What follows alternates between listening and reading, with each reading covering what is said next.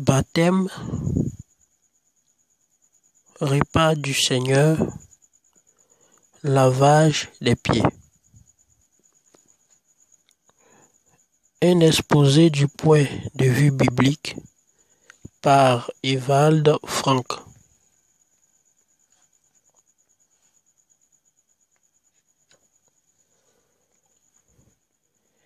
Éditeur Ewald Frank. Si vous êtes intéressé à recevoir nos brochures, vous pouvez nous écrire à l'adresse suivante: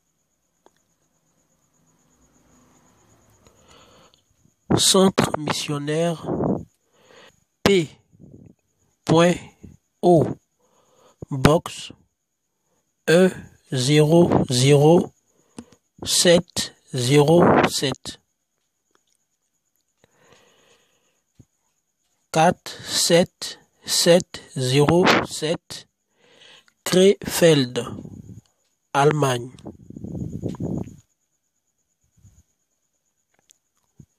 Pour l'Afrique de l'Ouest, Église d'Abidjan 08 B.P. 1937 Abidjan 08 Côte d'Ivoire. Église-Messi MECI@yahoo.fr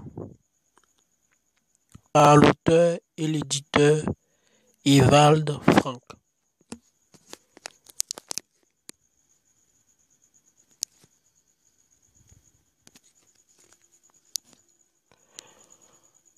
Introduction.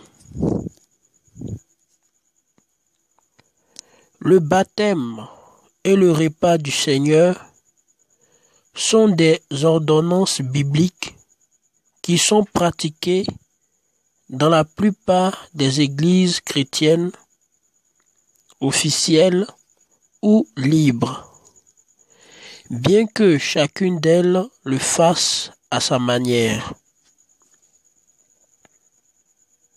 Le modèle originel du christianisme primitif a été perdu au cours de l'histoire de l'Église. Des docteurs de l'Église et des réformateurs ont en effet combattu avec violence au moyen de la même parole, en faveur de la même parole, se sont disputés à propos de la même parole, mais ils ne parvinrent cependant pas à revenir à la proclamation et à la pratique unanime du christianisme primitif. Au sujet des premiers chrétiens, nous lisons ceci: et ils persévéraient dans la doctrine et la communion des apôtres. Actes 2, verset 42, version Darby. Ils savaient que les apôtres avaient été appelés par le Seigneur lui-même et qu'ils avaient été introduits dans les mystères du royaume de Dieu. Après sa résurrection, le Seigneur demeura avec les siens, jusqu'au jour où il fut élevé au ciel, après avoir donné par l'Esprit Saint des ordres aux apôtres qu'il avait choisis, à qui aussi, après avoir souffert, il se présenta lui-même vivant, avec plusieurs preuves assurées, étant vu avec eux durant 40 jours, et parlant des choses qui regardent le royaume de Dieu. Acte 1, versets 2 à 3, version Darby. C'est lui qui leur parla sur tout ce qui touchait le royaume de Dieu et il leur donna ses ordres. Le jour de Pentecôte, il fit descendre son esprit sur eux, lesquels éclaira sa parole et les conduisit à agir conformément à la volonté parfaite de Dieu. Bien que Paul n'ait pas été présent dès le commencement, mais achevait tout d'abord ses études théologiques, il prêcha en tout point de vue, depuis sa conversion, le même évangile que les apôtres.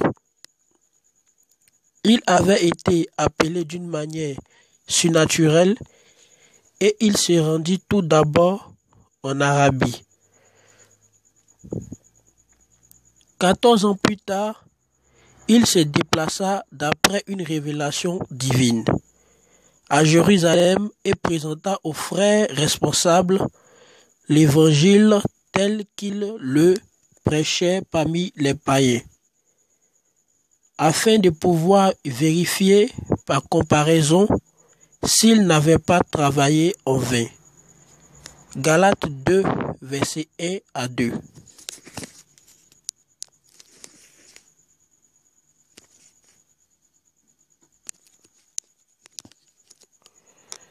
Les actes des apôtres et les épîtres rendent témoignage du parfait accord de leur doctrine avec les 4 évangiles et l'Ancien Testament. C'est pourquoi tout ce qui nous a été laissé depuis le temps des apôtres, ce sont des doctrines et des pratiques purement bibliques. Là, nous n'avons pas affaire avec la manière de voir de Pierre ou de Paul, mais nous avons affaire directement avec Dieu et avec la parole de Dieu. Aujourd'hui encore, c'est la seule mesure valable par laquelle toutes choses doivent être éprouvées. Un jour, le Seigneur demanda à ses disciples, « Avez-vous compris toutes ces choses ?»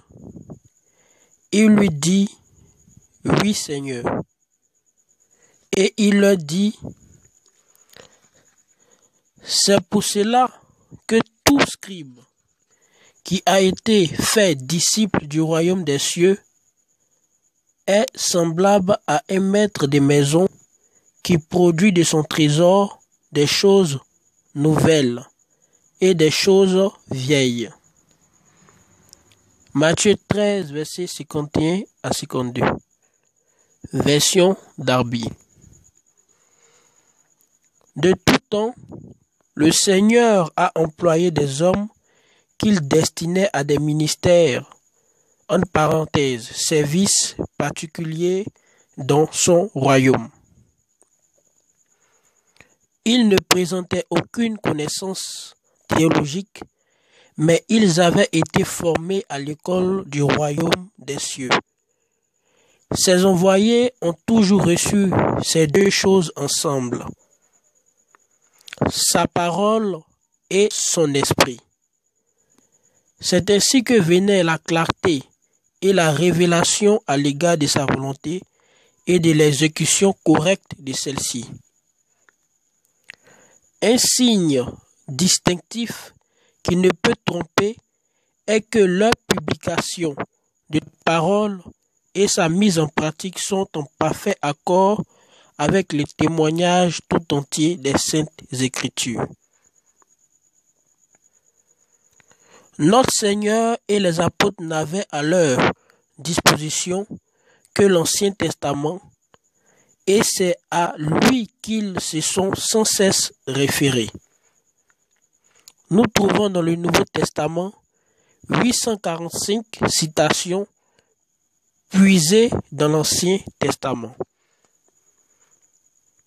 Les prédicateurs de l'Évangile portent une grande responsabilité devant Dieu. À cause de cela, chaque ouvrier du royaume de Dieu devrait avoir le courage de comparer, comme Paul le fit, pour voir si ce qu'il enseigne et pratique correspond avec la proclamation primitive de l'Évangile et avec la doctrine des apôtres. S'il était nécessaire que Paul compare son enseignement avec la doctrine des apôtres pour vérifier s'il n'avait pas travaillé en vain, pouvons-nous donc nous bercer sans autre dans notre propre sécurité? Certainement pas. Pour tout ce qui est divin, il n'y a qu'un seul original. Tout ce qui n'est pas en accord avec cela n'est qu'imitation et falsification. Il est dit à l'ange de l'église d'Éphèse: « Et tu as éprouvé ceux qui se disent apôtres et ne le sont pas, et tu les as trouvés menteurs. » Apocalypse 2, verset 2, version Darby.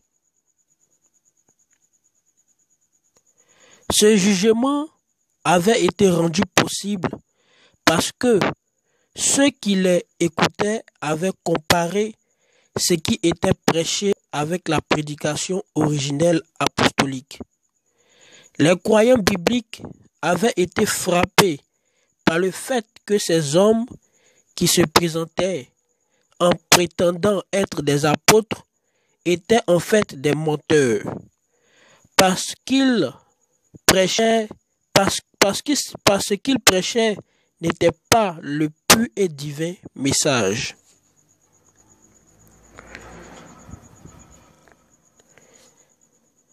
Les croyants bibliques avaient été frappés par le fait que ces hommes qui se présentaient en prétendant être des apôtres étaient en fait des menteurs, parce que ce qu'ils prêchaient n'était pas le pur et divin message. Dans le christianisme primitif, le baptême et le repas du Seigneur ne comportaient aucun point obscur. Le Seigneur avait donné des instructions claires aux apôtres. Il disait de ceux qu'il envoyait: « Celui qui vous écoute, m'écoute. » Luc 10, verset 16.